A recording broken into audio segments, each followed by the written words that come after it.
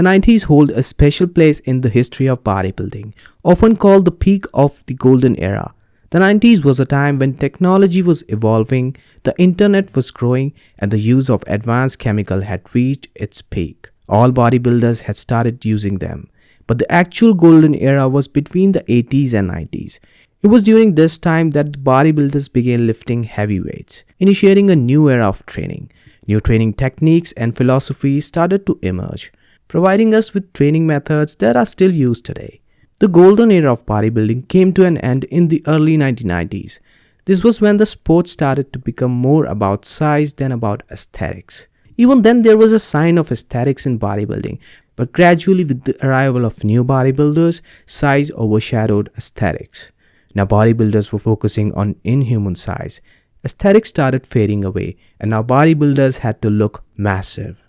This era saw a shift in the aesthetic preference of both judges and audiences. While the preceding decades emphasized balance and sculpted physique, the 90s witnessed a rise in demand for mass and extreme muscularity, which introduced bodybuilders such as Dorian Yates and Ronnie Coleman. These athletes focused on sheer size and muscle mass, and it became evident to what extent bodybuilders could push themselves and enhance their size.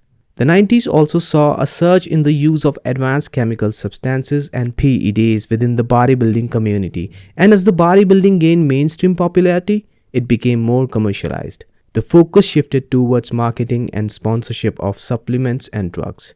During the 90s, some of the most iconic bodybuilders, the ones who had defined the golden era of the sport, decided to retire or reach the end of their competitive careers.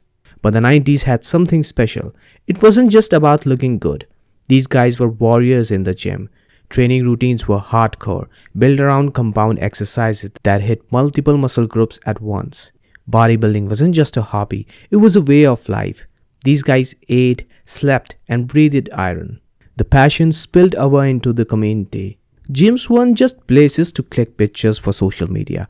They were temples of steel and sweat, filled with iron brotherhood.